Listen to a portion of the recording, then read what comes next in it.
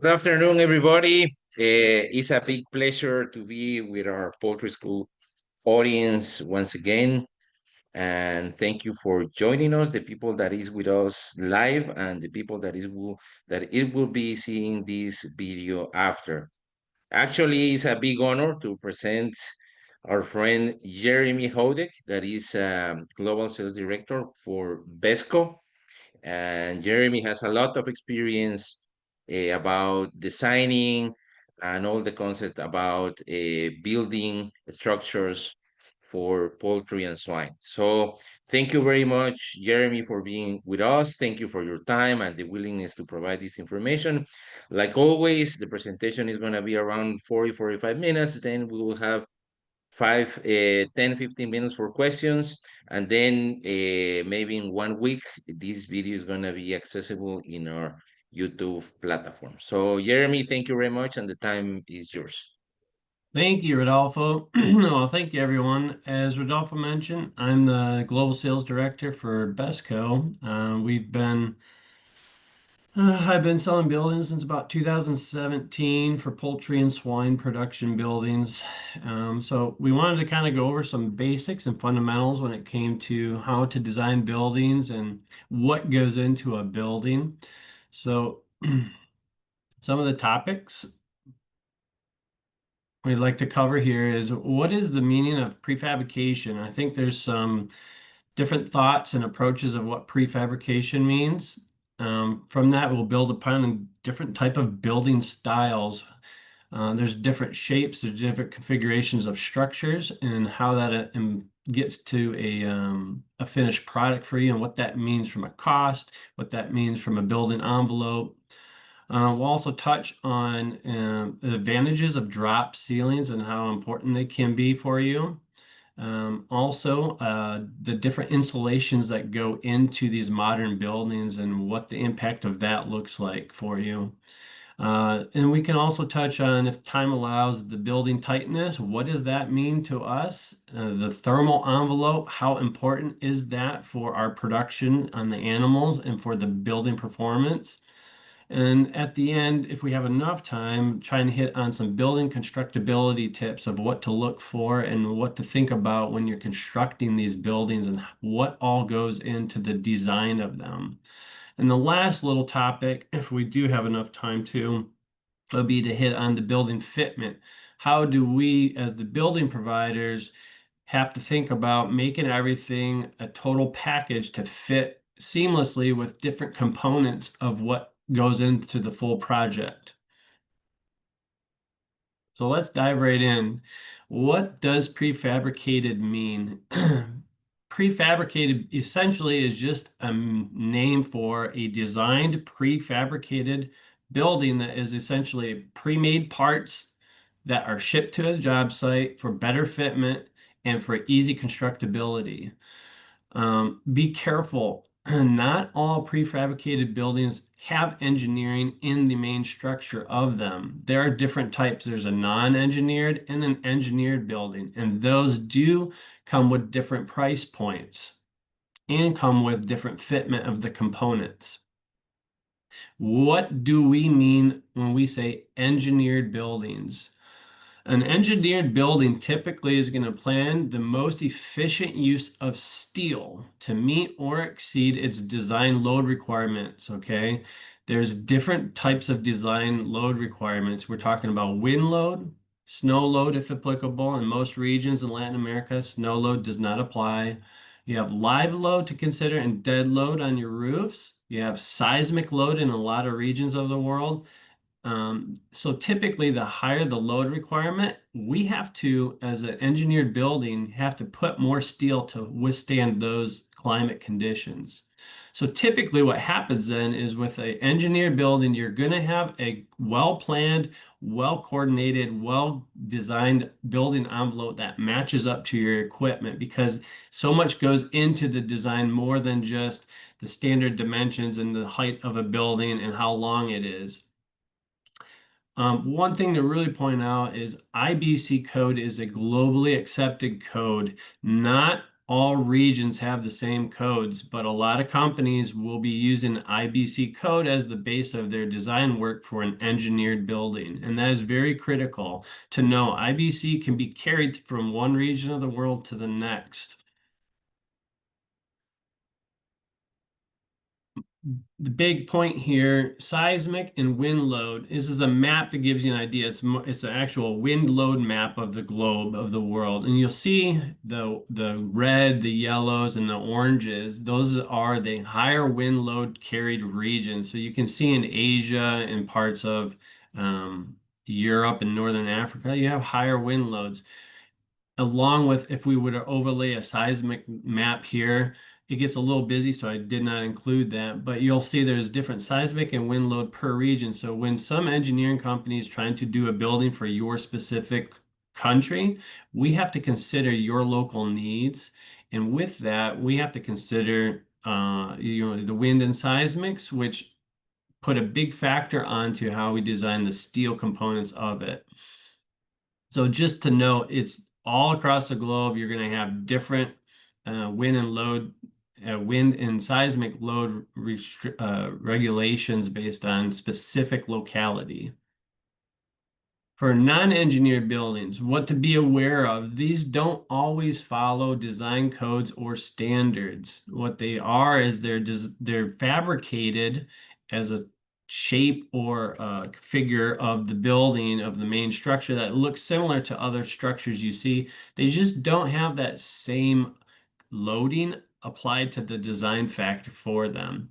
So, and they also don't always incorporate the most efficient use of the steel.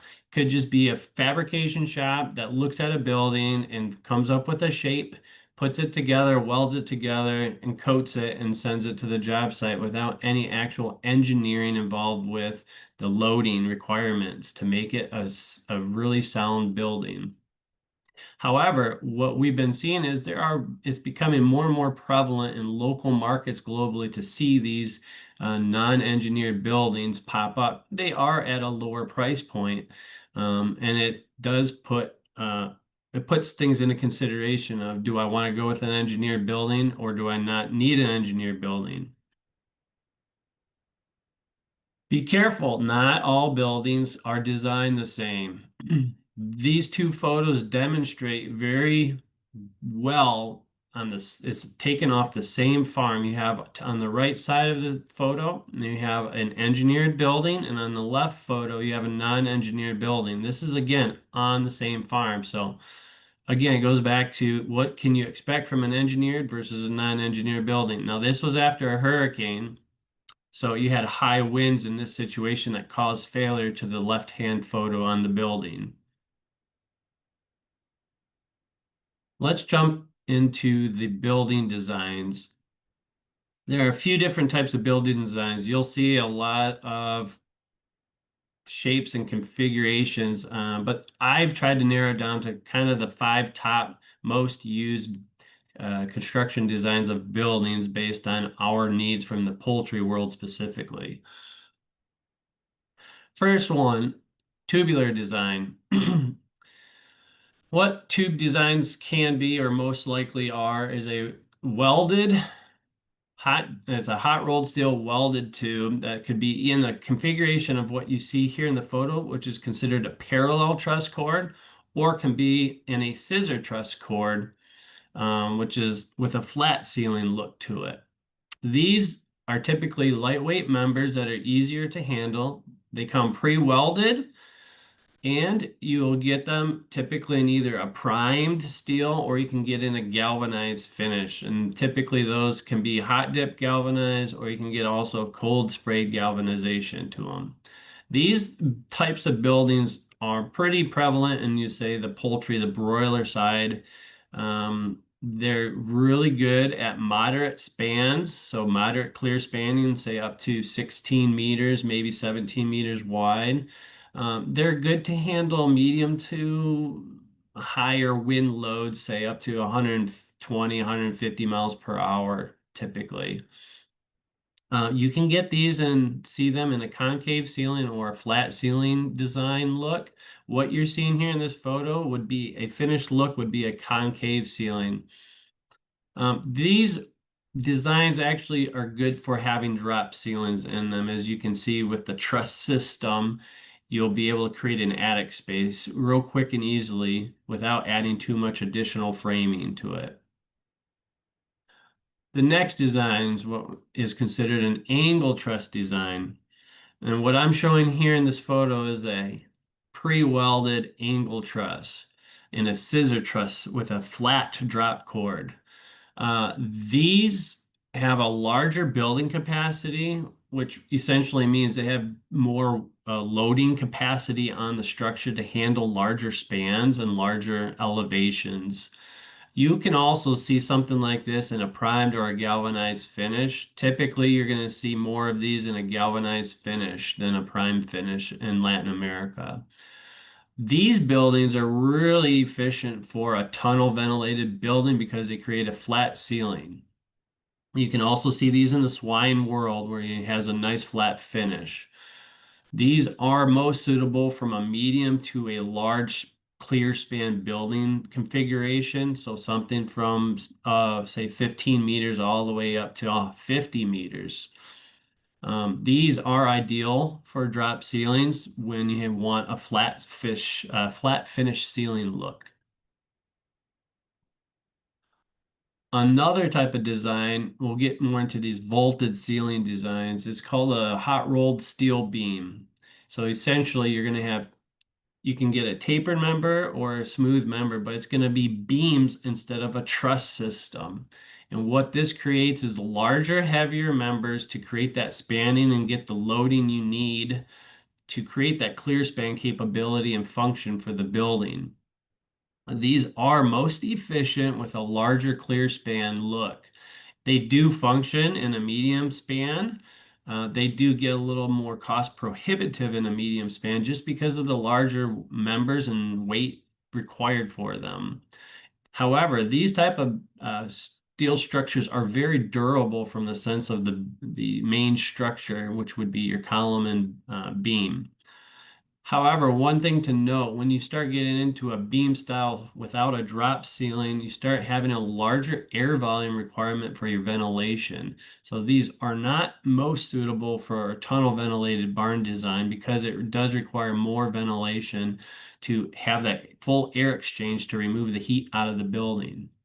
These do also have a smaller disadvantages. It requires larger machinery to assemble these and get them put together. Here in this design photo, you're going to see a cold form steel beam and column look.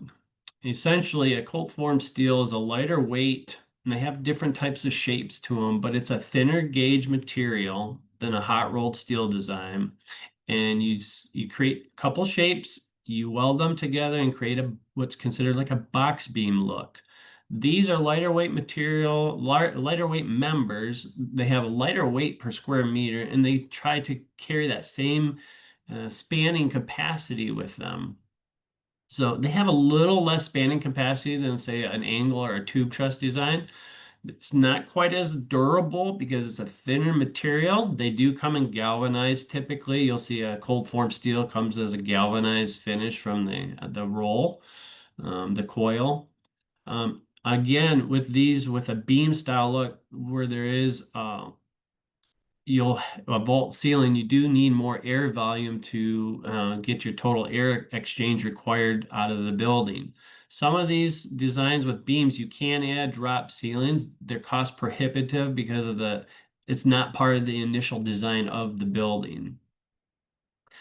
These are easier to erect with smaller machinery, and based on your column spacing, they can be quicker or the same amount of time to assemble as some of the other designs. These, again, are not ideal for a drop ceiling look without the additional material required to fabricate on-site an actual drop ceiling. Here's a cold form steel truss design. This one you're seeing in the photo is a parallel core cold form design. So it does have the function of a sloped ceiling, but you do get a drop ceiling look in these. These are, again, a lighter weight design. They're a little less expensive than a hot rolled steel beam or hot rolled steel tube truss design, typically because you're using lighter weight members to create a truss system. You can get these with or without a drop ceiling. To put a drop ceiling in these, you simply drop in collar ties is what they're called in the middle to create that flat framing ceiling look. They are a little less durable than hot rolled steel just because you cannot get these in a hot dip galvanized. Anything cold form steel, you're going to be dealing with a spray galvanization or galvanized off the coil, which has a little thinner galvanization to it. Again, without a drop ceiling, you'll have a little more air volume required for air exchange in these buildings. So if you're thinking about tunnel buildings, you're going to need a little more air volume to get the full air exchange. And these do have a little longer assembly time because you are typically bolting each piece of the truss system together. So on a typical broiler barn of, let's say, 15 meters by 150 meters, you're going to be seeing about an extra week to week and a half erection time added to this type of building for just getting the trusses assembled and erected. All right. I think we've gone through some of the main designs. Now I want to start talking about drop ceilings and the importance of drop ceilings. Why do we want to do a drop ceiling? The biggest reason is more insulation, higher thermal value of your building. You see in the photo here, you have a, Novathene or tri-ply drop ceiling. What drop ceilings allow is they allow us to put more insulation in what we have for your attic. And I'll show you an example here in a couple slides of how that creates a higher performing building from the R value of the building and the performance. So what this does is it creates a better thermal tightness of the building. It reduces your total air exchange, which is really critical from a daily operations, and it increases your building performance. Here's the example. If we take a vaulted ceiling with a beam setup versus a drop ceiling, if you run the equations, say on the example on the left, you have a R5 vinyl face or polystyrene urethane ceiling insulation versus on the right, you have an attic with a drop ceiling and you're able to put in an R19. When you run a 400 by 40 building size, which is an older design of poultry, the difference in the heat gain and the R value needed to get a drop ceiling matching a vault ceiling of R19 drop ceiling, the equivalent to doing an open vault ceiling would be an R47. That is significant. However, nowadays you do see the use of a new material which can help offset what you would typically see as an R5 on your roof line. And we'll talk about that later on during insulation discussion.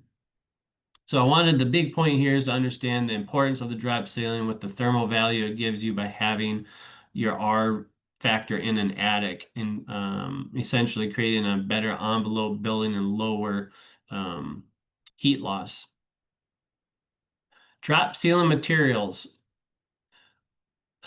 Traditionally, there was Novathene and corrugated metal panels, which are the first two on this list. Now, more modern buildings, the last, say, 5, 6 years or so, we've started to see in this industry an increase for the demand on what's called an insulated metal panel. It's essentially a double skin, metal skin corrugated panel with a cellulose, of closed foam cellulose in between those two skins. So from a Novathene cost to an insulated metal panel cost, your Novathene is going to be the cheaper, least and most cost efficient product for a ceiling liner. Then you jump into your metal panels that are non-insulated, and then you get into your insulated metal panels are your most expensive ceiling materials for drop ceilings. Now, from a standpoint, a Novathene is probably going to be a third the cost of an insulated metal panel. Typically depends on the thickness. I'll talk more about that in a second. So here's an example of Novathene ceiling. On the left, you see something from a curved ceiling look. So that would come from typically a tube truss design or an angled parallel cord truss design. On the right is a flat ceiling Novathene. So Novathene essentially is kind of the same thing as a curtain material, just a little bit different thickness. And then you put it up with some green straps that hold, signal straps that hold that material up onto your ceiling frame. Metal panels ceilings. These would be the non-insulated metal panels, what you see here. On the left is from a curved ceiling look, and on the right is a flat ceiling. So again, these are just some examples of what these buildings look like with the different ceiling looks. Again, with the metal panels, a typical drop ceiling finished building is going to be a little more expensive than with metal panel than with a Novathene, with the same R value for your insulation for your attic. Here's a look at sandwich panels for your ceilings. We're starting to see some of these a little bit more with layer buildings and some broilers. On the left, again, you see a version of a sandwich panel with a curved ceiling look, and on the right with a flat ceiling look. The sandwich panels come at a premium cost, but do create a higher performing building and a better sealed building compared to some of the other materials. All right, let's jump into some of the insulations. So the traditional building insulations were either a vinyl faced R5 or R7 or a blanketed fiberglass or fiber wool insulation. These have a little less R value than cellulose. They have a negative when it comes to the R value. Sometimes when you get them wet, you can't always get that R value back out of them. And that's why a lot of people typically will go with cellulose. You typically will see the use of this insulation in ceilings and walls, mostly in walls for sure, and then a lot of times in the ceilings as well. Mineral wool is very similar to the fiberglass. It just has a wicking ability. They look very similar. They come blanketed, and they're about the same cost as fiberglass. And again, you use mineral wool in the walls and ceilings. Here's a look at cellulose. Cellulose requires the use of a machine to blow in the insulation. Typically, cellulose has been known to be fireproof due to a boric acid you use to spray on when you apply the cellulose in your ceiling. The nice part with cellulose is it retains its R value if it gets wet and then it dries out again. Fiberglass won't. Cellulose also has a little higher R value than fiberglass. Typically, you'll see cellulose only used in ceilings, whereas you would see fiberglass used more in walls and ceilings. Now, let's talk a little bit more on insulated metal panels, or what other people call sandwich panels. More modern building looks are coming more and more with the sandwich panel look. They're being used everywhere from walls to ceilings to even your roof lines. They are available in different configurations. You can get them for a roof with one profile and single skin. You can get them for walls, which would be typically a double metal skin. And they come in various sizes from 1 inch all the way up to 6 inches. So that would be from 30 millimeters all the way up to 100 millimeter thickness. And typically, these modern buildings create a better thermal envelope because the sealedness and tightness that these panels allow the buildings to have. A really positive part about these is they're easy to handle and they're very fast to assemble a building. An example would be on a broiler house, again, 15 by 150 meters. You're going to probably be able to assemble the building walls in 2 to 3 days with a crew of 3 people. It goes quick. Here I wanted to show and demonstrate the different R values that a lot of the materials that we work with in construction represent. So at the top of the list, you're going to have the least efficient material, which is metal and concrete. And at the very bottom would be what our polyurethane foam, which would be your sandwich panel material is made out of. Today, day and age, typically you can expect for your fiberglass to have a little bit over an R3 value. The cellulose a touch higher than the 3, but more like a 3.3. And the highest rated R value comes in that sandwich panel, which is about almost double of what cellulose and fiberglass is. So here I just wanted to demonstrate again the different R values of what material we work with and how that would impact your building. Let's jump into the thermal envelope and what we mean by that. So a building thermal envelope is trying to achieve a few things. We're trying to control the temperature, we're trying to create air control, and we're trying to create moisture control. But again, the most important element and component of these enclosed buildings is going to be your insulation. More insulation you have, the better your tightness and better thermal envelope you create, which creates higher performance for you. Here's going to be some photos I jump into showing you different types of buildings, and starting with curtain sided. A lot of people know the curtain sided in Latin America. These are very commonly found. They have abilities. You'll see some here that have attics, so it gives you a decent thermal envelope. But again, with the curtain, you're losing thermal tightness because you're exiting your heat out of the curtain areas because they don't seal quite as well as, say, a sandwich panel or corrugated sheet metal with insulated wall. Here, then you would transition to the next step up would be a fully enclosed building. So you put either ag panel, what you see in these photos here of a broiler building, where you have ag panel in the walls with a fiberglass or a fiber wool in the walls. And then you see here they have a drop ceiling with that Novathene. This is a improved thermal envelope, and it is very commonly found across the world. I'd say it probably represent out of enclosed buildings, about 50% of what we see out there globally. Now, here's the most efficient thermal envelope typically. We're seeing these sandwich panel buildings. What you see in these photos, you have a sandwich panel wall, and then you see actually a corrugated sheet metal ceiling. This is a really good sealable building, has the highest thermal capacity in the building. And we're starting to see an increase of this demand because the cost of these sandwich panel material has started to come down.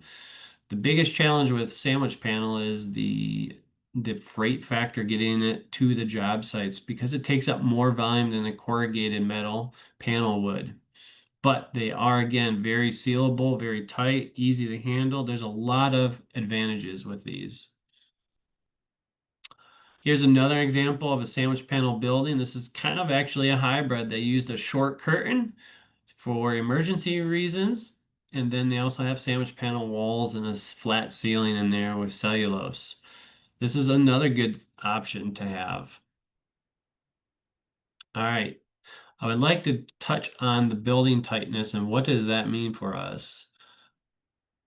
The building tightness is actually just referring to how airtight and how sealed this building is. In the photo you see on the right, you're seeing an corrugated sheet metal wall, insulated building that has about an R19 in the walls. But what impacts our air tightness? It's sealed connections and joints, how well and properly fit are the and finished materials are, which goes into your trims, goes into how you make all of your butt joints, everything being at a good seal connection. It also gets into your good construction details and planning from the design and working with quality materials. And one of I think the most overlooked components is actually the concrete flatness. When we go to job sites and you see the concrete, you're looking for a flat top and a smooth wall. If you don't have a flat top, you're going to have a sealability issue when you connect your material to that wall. There's the advantages of sealed buildings. They're more efficient. You have improved air quality because you have better air control. And it leads to better production because the animals are healthier, you have better air quality, just a very well designed building and well fit. When you do have an advantage on the sealed buildings, you do see a better ROI compared to a leaky building, right? And then what I've also seen and been touching on a lot more is rodent control.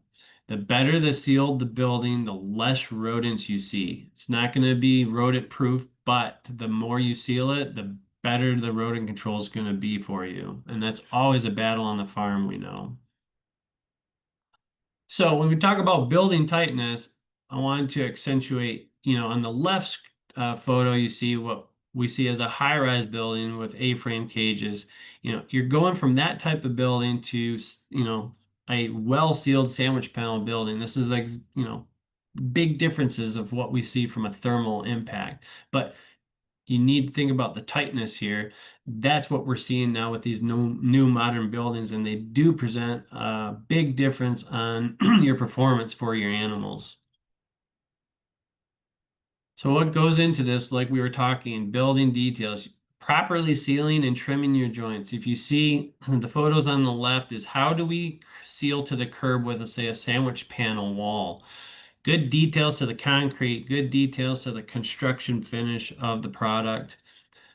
Then we move to the middle where you see a properly trimmed ventilated building. There's a lot of details that goes into trimming out ventilation. You don't just cut a hole and put framing up and seal it off properly. You got to properly plan the trimming material and do a good job putting in your construction details on your drawings and make sure it's executed on the farm. On the right, you see properly trimmed out doorways. You use a lot of good J trim, and you have the rough opening properly done, and the door fitted well in the opening. So you reduce any leakages or air gaps from an improperly trimmed out and improperly framed out doors. Here's some more building details for the fit and finish. On the left, you see on the ceiling on the bottom, how well you do your vapor barrier with your ceiling liners. That is really critical to seal that off. Proper panel finish. You want a good overlap. You don't want it to have any holes or gaps in there that are noticeable. In the middle, you see trimmed out, joint connections from the sidewall to your ceiling line. You see in the bottom, some people are using a foam to seal that and that joint off for a corrugated metal panel. Other places, they overlap it with a trim and they seal behind that with tape. On the right, you see the coordination of, making windows fit and doors fit and overhead doors fit in the whole design of the building. All this goes into your whole design package, and without proper coordination, it can turn into a mess and have leakage everywhere in the building, which is not what you want when you're moving to an enclosed building and paying a lot of money for that. Just an example here of comprehensive drawings. On the left, it's depicting concrete design. Where am I placing my equipment? Where are my column locations? Where do I put my anchors? You want all of that so you can do a good job designing your concrete and making your civil work easier for you. On the right side here is just an example of good, proper finish details, framing details. We want to make sure that your building is constructible and easily constructible, and has good connection points, good details of that really expedites your construction and erecting timeline for your project. Concrete. Here's a good example. You want straight and you want smooth. The straighter, the smoother, the easier it is to make sure everything works out well when you start finishing the building. Here's an example of what you don't want to do. On the left, you see a few things going on. You see what's called a honeycomb finish on the top, so it's not smooth. You also see your anchors are at different heights. How is the person placing the column going to be able to place a column with this concrete finish? It's going to be pretty impractical for them to do this properly.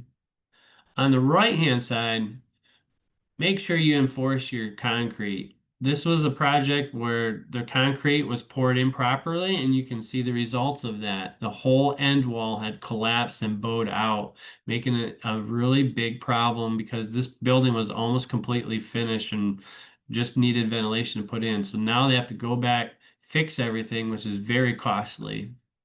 So concrete is a very important and critical part in the foundation of your building. What we also don't want, on the left, you see a photo of icicles as a sign of leakage where you don't want leakage. Of course, this photo is taken in a cold climate. In the right-hand side, you see light coming through a building. This is not what we want. When we're enclosing a building, this does not create tightness. This creates leakage, the exact opposite of what we're looking for. So again, properly fitted product, properly fitted materials, good construction design, good connection points, and good ceiling joints is what's very critical for our buildings. Constructability.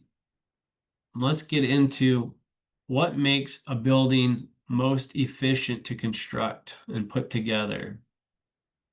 So constructability is the ease of assembly. How easily can this building be fitted and erected and put together?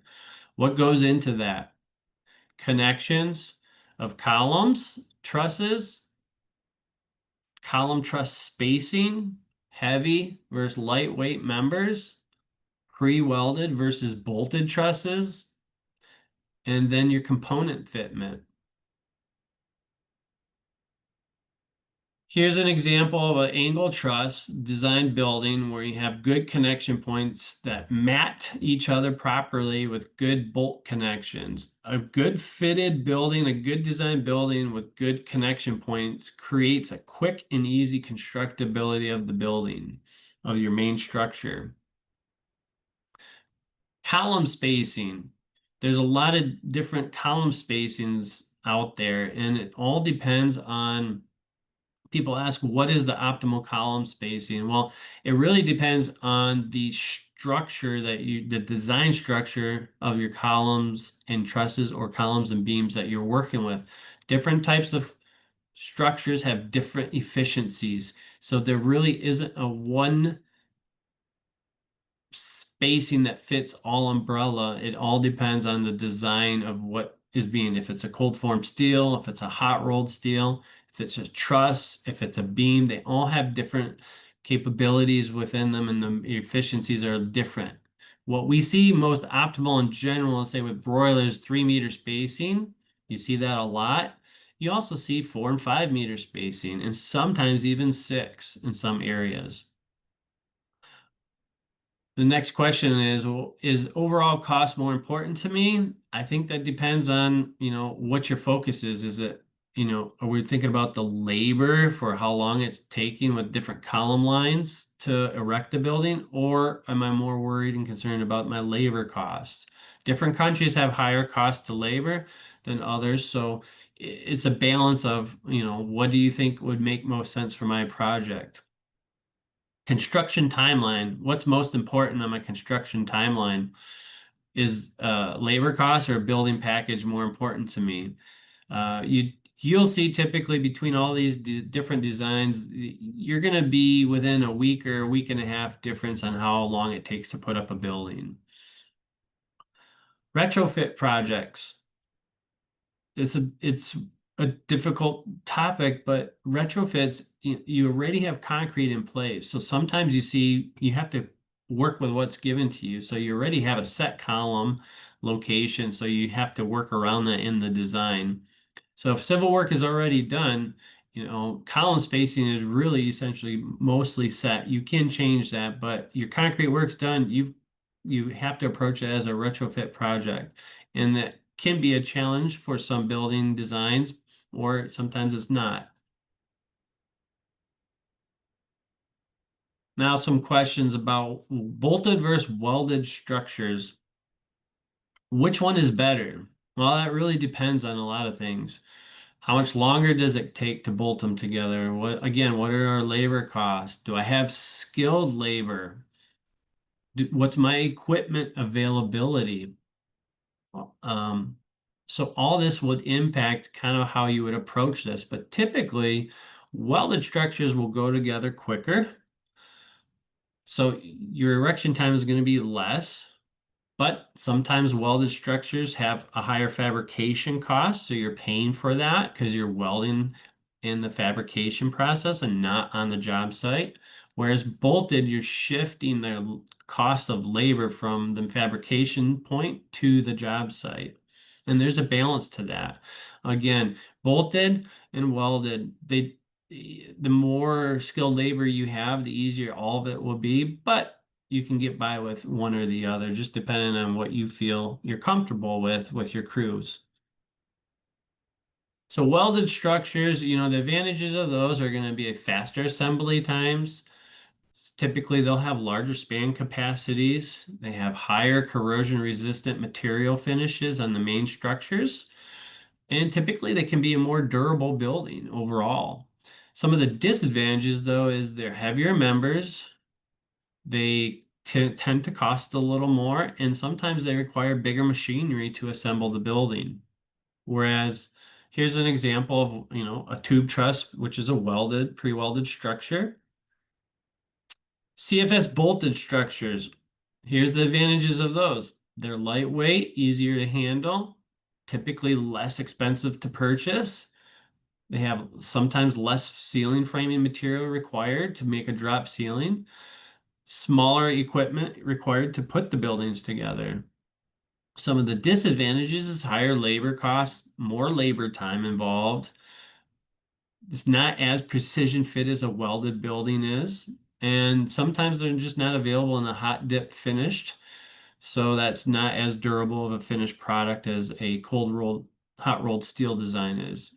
And sometimes there are variances to have an issue with the proper fitment of components because you have that um, on-site issue with fitting everything and bolting it. So there's a little bit of variance in the bolt connections. So here's an example of a couple bolted structures. On the left, you see one with it's a um, it's a scissor truss design with a little slope ceiling. On the right, it's a flat ceiling look, all bolted structures.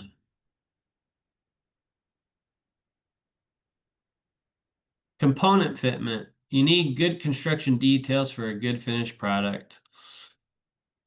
So we're going to talk about how to make things fit the building outside of just the main structure and secondary structure. So what needs to be coordinated is cage or floor equipment, ventilation systems, ancillary rooms, so example control rooms or dog houses, bulkheads where you need to bring in your fill systems or other items overhead, and then multi-room buildings. So here's an example of how to coordinate or what's required to coordinate with what we call the end decks, supporting your walkways on the second level of buildings. So you have structures to support these decks, and you have structures in this photo on the right to show overhead equipment from a bulkhead standpoint. There's a lot going on in here that has to be coordinated for proper fitment and a good finish to the building. Here's an example looking at coordination of ventilation. You have fans to coordinate framing for and trim out properly. And on the right, inlets to trim out and finish properly. And on the right, there's also a photo showing your evaporative cooling system, stuff you have to trim and seal properly as well. Here's a design showing external rooms. So this would be a little egg handling room. How do you coordinate the construction and the design of two buildings in centrally located egg room? This is a small little egg handling room. This is real critical to make sure it all works together and fits well. Here's an example of the bulkheads again.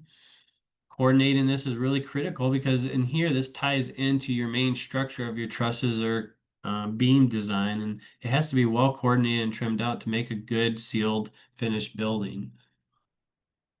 Multi-rooms, these are larger buildings where you have 2 rooms or 3 rooms under one roof. And these kind of get into becoming more efficient with a structure standpoint because you're utilizing one roof for multiple buildings. So I think I made it through most of what I would like to talk about. So in kind of summary here, not all prefab buildings are engineered and will perform differently for you. There are a lot of disadvantages and advantages with all the designs out there. Hopefully, we've tackled a little bit here today just to get us started and understanding the differences. Drop ceilings are very critical and they're important if you're really concerned with the thermal envelope and performance of your building.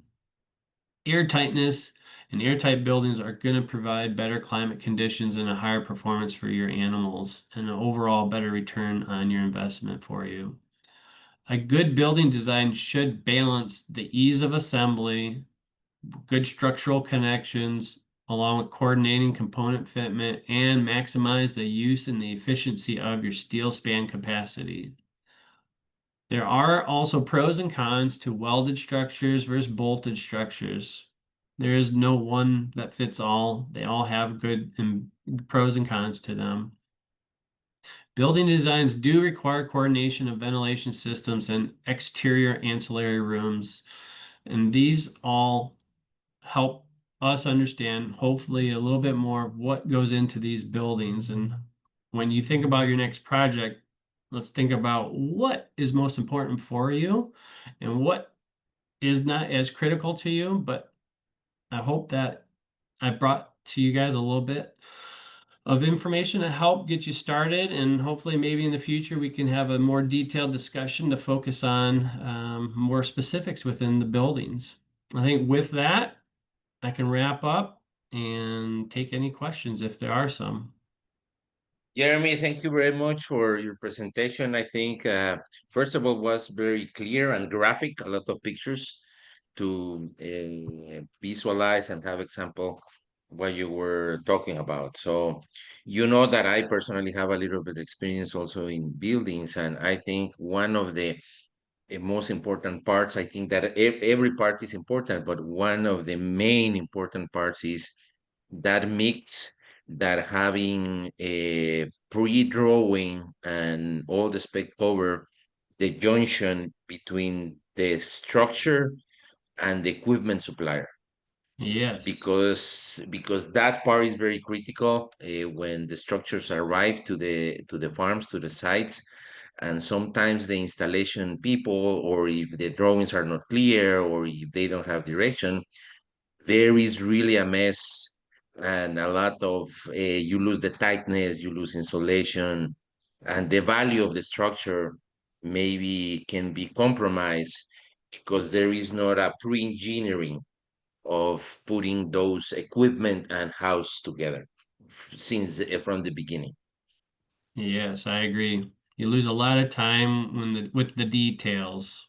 If they aren't pre-planned out with a good design, well thought out design, you lose a lot of time on the job site with putting the building together and making good fitment.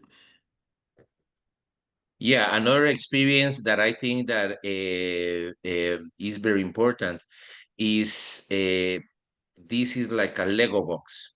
Hmm. A lot of complaints with the growers is that when they do their structure locally and they think that they are saving money at the end of the day, is not that really true. Is not a cash flow issue, and that is something that we that were in the industry, we need to make some awareness to the people that going since the beginning with the right decisions is like buying an insurance. When you are with one of these company like Besco, you go and grow chickens. If you are not a construction expert, let's handle this to the experts. That's my message. Yes, I would agree. There's a lot of local buildings that aren't well coordinated because the application and they don't have they don't have the focus on specifically on poultry confined buildings. So the knowledge isn't there and the experience isn't there to help assist them in making this a good project for them. But again, it's at a lower price point, and again, people think, oh, I'm saving some money going with that, but you lose a lot of time and a lot of money goes out the window with details and a poor fitting building. You know, leaky building is a very costly building to operate every day. Yeah, so Jeremy, thank you very much for this presentation. Like always, we're going to be sharing this presentation in our platforms. And like Jeremy said, we're going to be working in maybe some specific aspects in the future. And you will find Besco, how to reach Jeremy and the company. And Jeremy, one more time, thank you very much for your presentation. Thank you. I appreciate it. Bye bye. Ciao. Bye bye.